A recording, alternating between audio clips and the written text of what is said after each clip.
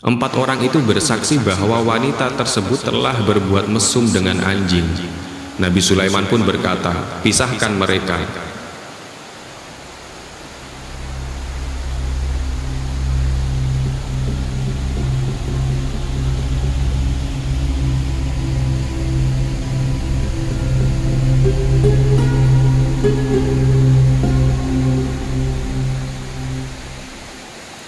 Assalamualaikum warahmatullahi wabarakatuh. Sahabat-sahabat muslim yang dirahmati Allah subhanahu wa ta'ala, bismillahirrahmanirrahim.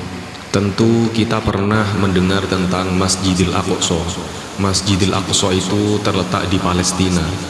Dulu bernama Baitul Maqdis dan merupakan kiblat pertama kaum muslimin ketika sholat. Kemudian Allah perintahkan agar kaum muslimin menjadikan Ka'bah sebagai kiblat. Jika kita membaca kisah Isra dan Mi'raj Nabi kita Muhammad SAW, maka Masjidil Aqsa itu adalah tempat beliau singgah ketika Isra dan sholat di sana mengimami para nabi dan rasul. Selain itu, Masjidil Aqsa ini juga merupakan salah satu dari 3 masjid yang disebutkan oleh Rasulullah SAW, di mana orang yang salat di dalamnya keutamaannya 100 kali lipat dibandingkan dengan sholat di tempat lain. Nah, Baitul Maqdis ini adalah masjid yang pembangunannya disempurnakan oleh Nabi Sulaiman alaihissalam, yang dalam kesempatan kali ini kita akan menyampaikan kisahnya. Sahabat-sahabat muslim yang dirahmati Allah subhanahu wa ta'ala, kita tahu bahwasanya Nabi Daud alaihissalam adalah seorang nabi yang Allah anugerahkan kekuatan sekaligus kekuasaan. Setelah Nabi Daud wafat, maka beliau digantikan oleh anaknya yang juga dimuliakan Allah sebagai salah satu dari nabinya, yakni Nabi Sulaiman alaihissalam. Sejak kecil, Nabi Sulaiman tumbuh sebagai seorang yang cerdik. Kepadanya Allah anugerahkan ilmu dan hikmah yang menjadikannya seorang yang adil dalam memutuskan perkara. Beberapa kisah kecerdikan Nabi Sulaiman dikisahkan sebagai berikut. Yang pertama, tentang perselisihan memperebutkan anak oleh kedua orang wanita. Kisah ini terjadi pada zaman Nabi Daud alaihissalam. Ada 2 orang wanita yang masing-masing mempunyai seorang anak. Lalu serigala pun datang dan mencuri anak dari salah seorang wanita itu. Lalu kedua wanita itu pun berselisih. Maka salah seorang dari kedua wanita itu berkata kepada yang lainnya, "Serigala itu mencuri anakmu." Wanita yang lain menjawab, "Anakmu lah yang dicuri oleh serigala itu." Lalu keduanya pun mengadukan perkara itu kepada Nabi Daud alaihissalam untuk mendapatkan keadilan. Maka Nabi Daud memutuskan bahwa anak tersebut adalah milik wanita yang lebih tua. Ketika kedua wanita itu menyampaikan perkara mereka kepada Nabi Sulaiman, maka Nabi Sulaiman pun berkata kepada orang-orang di sekitarnya, "Ambilkan untukku pisau, aku akan membelahnya untuk mereka."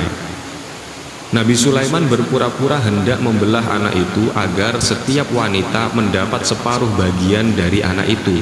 Karena hanya dengan cara seperti itulah diketahui siapa ibu dari anak itu yang sebenarnya. Maka berkatalah wanita yang lebih muda, "Semoga Allah merahmatimu, anak ini adalah anaknya." Seorang ibu memiliki naluri dan ikatan kasih sayang yang kuat kepada anaknya, dan pasti tidak ingin menyaksikan anaknya mati. Oleh karena itu, wanita tersebut rela menyerahkan anaknya kepada wanita yang lebih tua. Mendengar jawaban tersebut, lalu Nabi Sulaiman menyerahkan anak itu kepada wanita muda tadi. Demikianlah Nabi Sulaiman menggunakan cara berpura-pura dengan sedikit tipu daya agar diketahui siapa yang berselisih. Jika anak itu dibelah, maka dialah ibu yang sebenarnya. Inilah hukum yang sangat adil bagi keduanya. Kemudian masih tentang kecerdikan Nabi Sulaiman alaihissalam, yakni tentang sengketa antara pemilik kebun dengan pemilik kambing. Dikisahkan bahwa di antara suatu kaum ada beberapa orang yang mempunyai kebun anggur. Lalu anggurnya itu dirusak oleh kambing orang lain. Kambing-kambing itu digembalakan malam hari hingga akhirnya memakan tanamannya secara keseluruhan. Kemudian mereka mengadu kepada Nabi Daud alaihissalam. Maka beliau memutuskan agar pemilik kambing-kambing itu membayar ganti rugi senilai tanaman yang dimakan tersebut. Setelah itu mereka datang kepada Nabi Sulaiman alaihi salam. Maka ia pun bertanya, "Apa keputusan Nabi Allah yang ditetapkan bagi kalian?" Mereka pun menjawab sebagaimana keputusan Nabi Dawud. Lalu Nabi Sulaiman berkata, "Jika aku yang memutuskan, maka aku akan menetapkan agar pemilik kambing itu menyerahkan kambing kepada pemilik pohon anggur tersebut untuk kemudian dimanfaatkan dan menghasilkan keuntungan. Dan selanjutnya para pemilik pohon anggur itu memperbaiki pohon-pohon anggur yang dimakan kambingnya dan mengembalikannya kepada pemiliknya seperti sedia kala. Dan setelah itu baru kambing-kambingnya diserahkan kepadanya kembali." Lalu Nabi Daud alaihissalam mendengar hukum tersebut dari Nabi Sulaiman, kemudian menetapkan hukumnya. Allah pun memuji keduanya dalam firman-Nya yang artinya, "Dan ingatlah kisah Daud dan Sulaiman di waktu keduanya memberikan keputusan mengenai tanaman, karena tanaman itu dirusak oleh kambing-kambing kepunyaan kaumnya.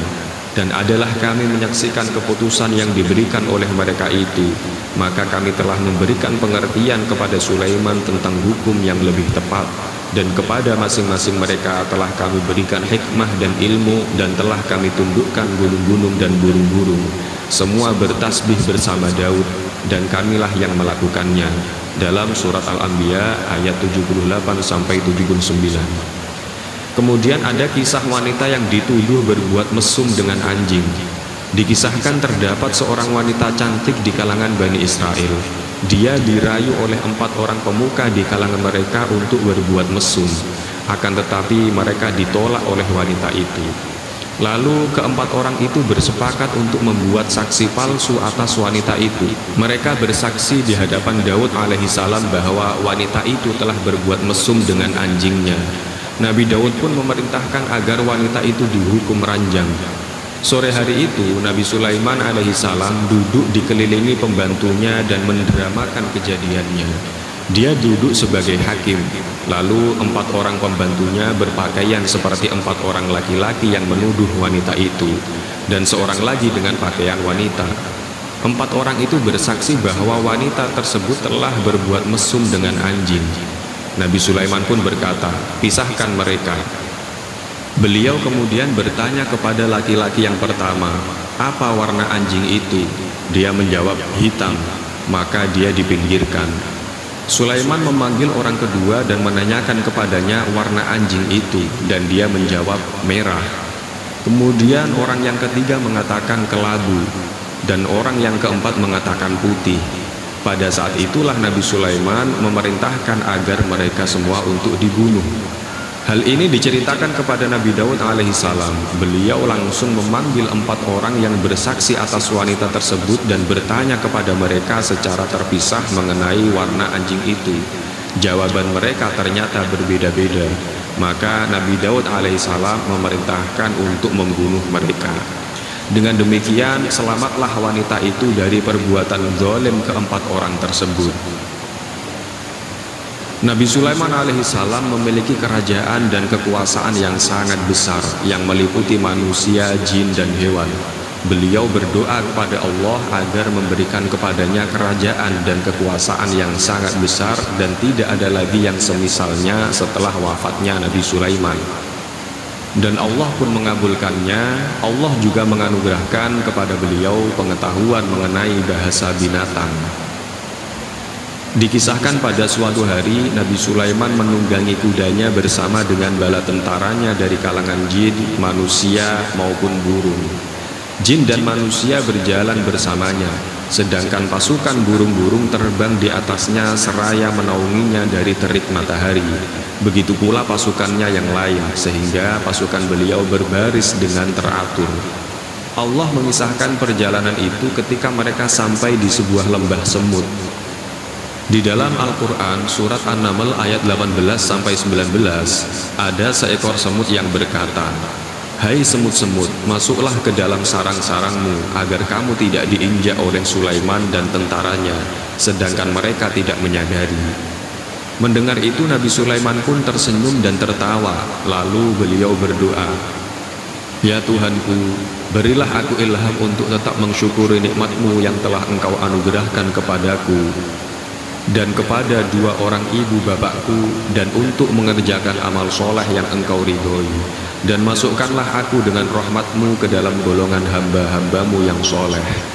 Nabi Sulaiman memohon kepada Allah agar diberi kemampuan untuk selalu mensyukuri segala nikmat yang Allah berikan, dan memohon agar diberi kemudahan untuk mengerjakan amal soleh, serta memohon agar dikumpulkan dengan hamba-hamba Allah yang soleh. Suatu ketika Nabi Sulaiman pergi bersama para sahabatnya untuk mencari air. Lalu beliau melihat seekor semut berdiri seraya mengangkat salah satu kakinya, berdoa meminta air. Nabi Sulaiman pun berkata kepada para sahabatnya, "Kembalilah, kalian telah diberi air. Sesungguhnya semut ini telah meminta air dan telah diperkenankan baginya." Dalam surat Shad, Allah memuji Nabi Sulaiman sebagai sebaik-baik hamba dan sangat taat kepada Tuhannya. Allah mengisahkan bagaimana Nabi Sulaiman sangat menyenangi kuda-kudanya yang tenang pada saat berhenti dan cepat pada saat berlari. Kesenangan terhadap kuda-kuda itu membuat Nabi Sulaiman lalai dari mengingat Tuhannya. Oleh karena itu beliau meminta kuda-kuda itu dibawa kembali kepadanya, dan beliau memotong kaki dan leher kuda itu. Selanjutnya Allah Subhanahu wa Ta'ala berfirman dalam surat Shad ayat 34, "Dan sesungguhnya kami telah menguji Sulaiman dan kami jadikan dia tergeletak di atas kursinya sebagai tubuh yang lemah karena sakit, kemudian ia bertaubat." Nabi Sulaiman pun berdoa, "Ya Tuhanku, ampunilah aku dan anugerahkanlah kepadaku kerajaan yang tidak dimiliki oleh seorang jua pun sesudahku. Sesungguhnya Engkaulah yang Maha Pemberi." Dikisahkan bahwa pada masa itulah Nabi Sulaiman menyelesaikan pembangunan Baitul Maqdis yang telah dimulai pembangunannya ketika memasuki 4 tahun pemerintahannya. Rasulullah Shallallahu Alaihi Wasallam bersabda, "Sesungguhnya setelah selesai membangun Baitul Maqdis, Nabi Sulaiman bin Daud alaihissalam memohon 3 perkara kepada Tuhannya yang Maha Perkasa lagi Maha Mulia. Lalu dia mengabulkan 2 di antara ketiganya, dan kami berharap mendapatkan yang ketiga itu. Dia meminta diberi hukum sesuai dengan hukumnya, dan hal itu dikabulkan Allah.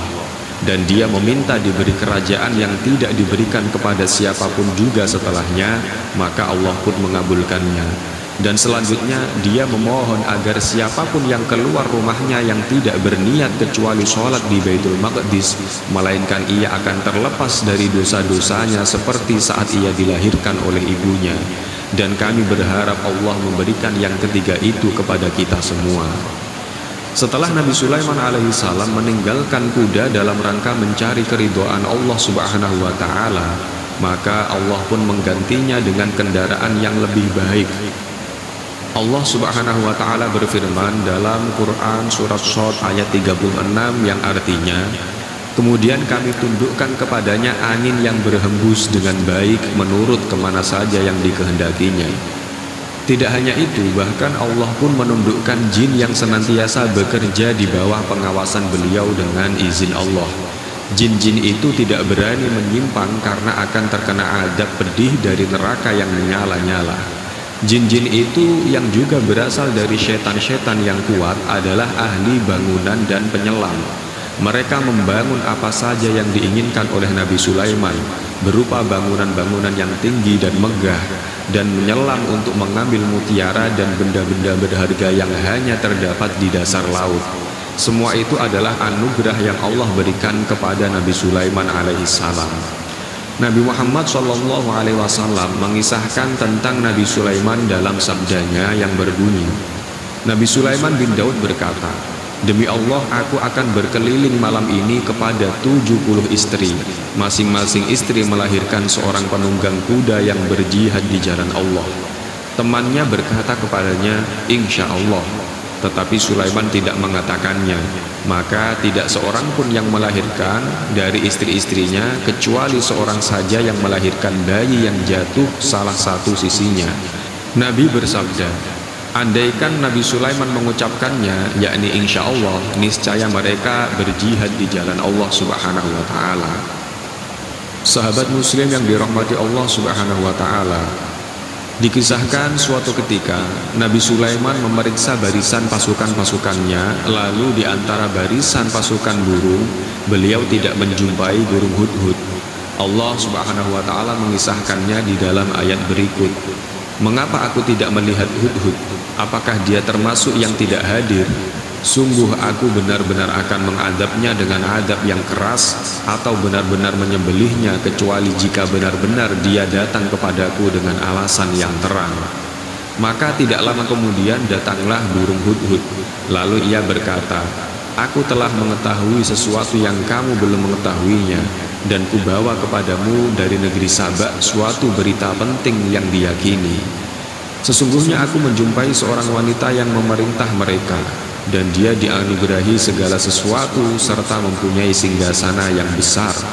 Aku mendapati dia dan kaumnya menyembah matahari selain Allah, dan syaitan telah menjadikan mereka memandang indah perbuatan-perbuatan mereka, lalu menghalangi mereka dari jalan Allah, sehingga mereka tidak dapat petunjuk, agar mereka tidak menyembah Allah yang mengeluarkan apa yang terpendam di langit dan di bumi, dan yang mengetahui apa yang kamu sembunyikan dan apa yang kamu nyatakan. Allah tiada Tuhan yang disembah kecuali Dia, Tuhan yang mempunyai arsy yang besar. Surat An-Naml ayat 21-26. Wanita tersebut adalah Ratu Bilqis yang memimpin kerajaan Saba. Burung hudhud mendapati dia dan kaumnya menyembah matahari, padahal tidak ada sesuatu yang layak untuk disembah melainkan Allah semata. Nabi Sulaiman berkata, akan kami lihat apa kamu benar ataukah kamu termasuk orang-orang yang berdusta. Maka Nabi Sulaiman pun menulis surat dan memerintahkan burung hudhud untuk membawanya kepada Ratu Bilqis. Beliau berkata, pergilah dengan membawa suratku ini, lalu jatuhkan kepada mereka. Kemudian berpalinglah dari mereka, lalu perhatikanlah apa yang mereka bicarakan. Lalu burung hudhud terbang membawa surat Nabi Sulaiman dan menjatuhkannya di istana Ratu Bilqis. Setelah membaca surat tersebut, Ratu Bilqis mengumpulkan para pembesar kerajaannya untuk menceritakan perihal surat itu. Dia berkata, hai pembesar-pembesar, sesungguhnya telah dijatuhkan kepadaku sebuah surat yang mulia. Sesungguhnya surat itu dari Sulaiman dan sesungguhnya isinya adalah Bismillahirrahmanirrahim, dengan menyebut nama Allah yang Maha Pemurah lagi Maha Penyayang, bahwa janganlah kamu sekalian berlaku sombong terhadapku dan datanglah kepadaku sebagai orang-orang yang berserah diri. Ratu Bilqis kemudian meminta nasihat dari para pembesarnya dan berkata, hai para pembesar, berilah aku pertimbangan dalam urusanku ini. Aku tidak pernah memutuskan sesuatu persoalan sebelum kamu berada dalam majelisku. Para pembesarnya pun menjawab, kita adalah orang-orang yang memiliki kekuatan dan juga memiliki keberanian yang sangat dalam peperangan, dan keputusan berada di tanganmu, maka pertimbangkanlah apa yang akan kamu perintahkan. Ratu Bilqis pun memiliki pendapat yang lebih baik. Dengan membaca isi surat itu, dia menyadari kalau surat tersebut datang dari seorang raja yang tidak akan melanggar dan berkhianat. Maka dia pun mengirimkan utusan kepada Nabi Sulaiman dengan membawa berbagai macam hadiah. Ketika utusan dari negeri Saba tiba di hadapan Nabi Sulaiman, beliau langsung menolak hadiah-hadiah itu dan berkata, apakah patut kamu menolong aku dengan harta? Maka apa yang diberikan Allah kepadaku lebih baik daripada apa yang diberikannya kepadamu, tetapi kamu merasa bangga dengan hadiahmu. Beliau pun mengembalikan hadiah-hadiah itu dan berkata kepada para utusan tersebut, kembalilah kepada mereka. Sungguh kami akan mendatangi mereka dengan bala tentara yang mereka tidak kuasa melawannya, dan pasti kami akan mengusir mereka dari negeri itu dengan terhina, dan mereka menjadi tawanan-tawanan yang hina dina. Utusan itu pun pulang membawa berita yang dialami dan dilihatnya di kerajaan Nabi Sulaiman. Ratu Bilqis pun menyadari bahwa mereka tidak mempunyai pilihan kecuali taat kepada Nabi Sulaiman. Lalu disiapkanlah rombongan Ratu Balqis beserta para pembesar dan pasukannya untuk mendatangi kerajaan Nabi Sulaiman. Tatkala mendengar berita kedatangan rombongan dari negeri Saba, Nabi Sulaiman segera mengumpulkan para pembesarnya dan berkata, "Hai para pembesar, siapakah di antara kamu sekalian yang sanggup membawa singgasananya kepadaku sebelum mereka datang kepadaku sebagai orang-orang yang berserah diri?" Di antara pasukan Nabi Sulaiman adalah jin Ifrit. Dia dari golongan jin yang cerdik dan sangat kuat. Dia berkata, "Aku akan datang kepadamu dengan membawa singgasana itu kepadamu sebelum kamu berdiri dari tempat dudukmu. Sesungguhnya aku benar-benar kuat untuk membawanya, lagi dapat dipercaya." Kemudian majulah salah seorang di antara mereka yang memiliki ilmu dari Alkitab. Dia berkata, "Aku akan membawa singgasana itu kepadamu sebelum matamu berkedip." Lalu ia pun mendatangkan singgasana Ratu Balqis dalam sekejap mata di depan Nabi Sulaiman. Melihat itu, Nabi Sulaiman pun berkata, "Ini termasuk karunia Tuhanku untuk mencoba aku, apakah aku bersyukur atau mengingkari akan nikmatnya. Dan barang siapa yang bersyukur, maka sesungguhnya dia bersyukur untuk kebaikan dirinya sendiri. Dan barang siapa yang ingkar, maka sesungguhnya Tuhanku Maha Kaya lagi Maha Mulia."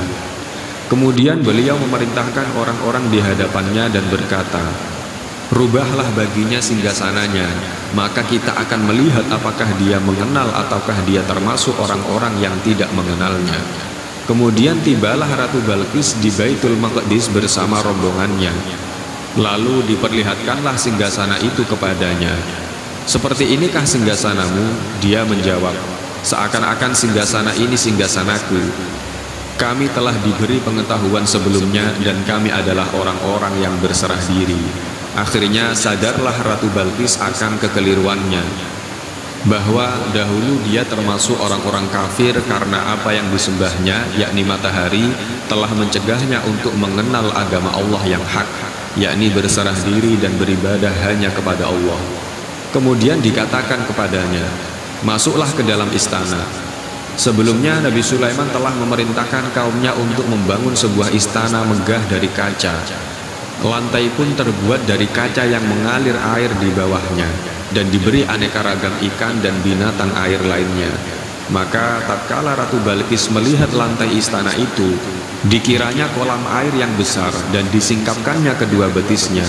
Nabi Sulaiman pun berkata kepadanya, "Sesungguhnya ia adalah istana licin terbuat dari kaca." Berkatalah Ratu Balqis, "Ya Tuhanku, sesungguhnya aku telah berbuat dolim terhadap diriku dan aku berserah diri bersama Sulaiman kepada Allah, Tuhan semesta alam." Sahabat-sahabat muslim yang dirahmati Allah Subhanahu wa ta'ala, kematian Nabi Sulaiman alaihi salam telah diceritakan di dalam Al-Quran. Allah Subhanahu wa ta'ala berfirman dalam surat Saba ayat 14 yang artinya, "Maka tatkala kami telah menetapkan kematian Sulaiman, tidak ada yang menunjukkan kepada mereka kematiannya itu kecuali rayap yang memakan tongkatnya. Maka tatkala ia telah tersungkur, tahulah jin itu bahwa kalau sekiranya mereka mengetahui yang gaib, tentulah mereka tidak akan tetap dalam siksa yang menghinakan." Dikisahkan bahwa pada suatu hari ketika Nabi Sulaiman sedang sholat, tiba-tiba ia melihat sebatang pohon di hadapannya. Maka beliau pun bertanya, "Siapa namamu?" Pohon itu menjawab, "Al-Furub," artinya rusak. "Lalu untuk apa engkau datang?" tanya Nabi Sulaiman alaihissalam. "Untuk merusak rumah ini," jawabnya. Selanjutnya Nabi Sulaiman berkata, "Ya Allah, timpakanlah kematian kepada bangsa jin sehingga manusia mengetahui bahwa jin tidak mengetahui yang gaib." Kemudian beliau menancapkan pohon tersebut sebagai tongkat dan bersandar padanya. Beliau dalam keadaan seperti itu ketika malaikat maut datang menjemputnya dan mencabut nyawanya. Tubuh Nabi Sulaiman tetap bersandar pada tongkat itu hingga setahun lamanya. Sedangkan jin bekerja untuknya membangun sebuah bangunan tinggi. Lalu pohon itu dimakan oleh tanah, yakni kayu pohon itu dimakan oleh binatang tanah seperti rayap, sehingga pohon tersebut rapuh dan roboh ke tanah. Pada saat itulah para jin tahu bahwa Nabi Sulaiman telah wafat dan mereka pun lari bercerai-berai. Akhirnya tampak jelas oleh manusia, seandainya jin mengetahui perkara yang gaib, pasti mereka tidak akan tetap bekerja untuk Nabi Sulaiman dan terhina selama 1 tahun lamanya. Dikisahkan bahwa Nabi Sulaiman berumur lebih dari 50 tahun dan kerajaannya berlangsung selama 20 tahun. Namun yang tahu hakikatnya hanya Allah Subhanahu wa taala. Wallahu taala a'lamu bishawab. Alhamdulillahirabbil alamin, sahabat-sahabat muslim yang dirahmati Allah Subhanahu wa taala. Dari kisah Nabi Sulaiman ini kita dapat ambil beberapa pelajaran bahwa Nabi Sulaiman senantiasa bersyukur atas nikmat-nikmat Allah yang diberikan. Demikian pula seorang muslim harus selalu bersyukur atas nikmat yang Allah berikan kepadanya. Dan sifat pandai bersyukur ini adalah merupakan anugerah yang Allah berikan. Karena dengan bersyukur Allah akan menambahkan nikmat yang telah didapatkannya. Kita juga bisa meneladani sifat Nabi Sulaiman. Seorang muslim harus selalu memohon kepada Allah agar dimudahkan untuk mengerjakan amal-amal soleh. Karena hanya Allah saja yang dapat memberikan petunjuk kepada siapa yang Allah kehendaki dari hamba-hambanya yang soleh, dan menyesatkan siapa yang dikehendakinya dari orang-orang yang berbuat maksiat. Lalu barang siapa yang meninggalkan sesuatu yang dicintainya karena mengharapkan ridha Allah, maka Allah akan menggantinya dengan sesuatu yang lebih baik. Seperti Nabi Sulaiman, kecintaannya yang besar terhadap kuda-kuda yang dapat menolongnya untuk berjihad di jalan Allah telah membuatnya lalai dari mengingat Allah, sehingga beliau pun menyingkirkan kuda-kuda itu. Lalu Allah menggantinya dengan kendaraan yang lebih baik, yaitu angin yang dapat bergerak kemana saja yang beliau perintahkan. Bila hendak mengerjakan sesuatu di masa mendatang, maka hendaklah kita mengucapkan insya Allah agar Allah menolong kita dan mewujudkan apa yang kita rencanakan tersebut. Dakwah Nabi Sulaiman kepada Ratu Balqis dan kaumnya adalah dakwah kepada tauhid, yakni beribadah hanya kepada Allah Subhanahu wa taala saja dan meninggalkan sembahan-sembahan lainnya selain Allah. Lalu yang terakhir, bangsa jin dan syaitan tidak mengetahui perkara yang gaib. Seandainya mereka mengetahui perkara yang gaib, tentu mereka tidak akan tetap bekerja untuk Nabi Sulaiman selama 1 tahun lamanya, padahal Nabi Sulaiman telah wafat. Alhamdulillahirabbil alamin, sahabat-sahabat muslim yang dirahmati Allah Subhanahu wa taala. Demikian dari kami, apabila banyak kesalahan mohon maaf yang sebesar-besarnya. Al-haqqu mir rabbika fala takunanna minal mumtarin. Wassalamualaikum warahmatullahi wabarakatuh.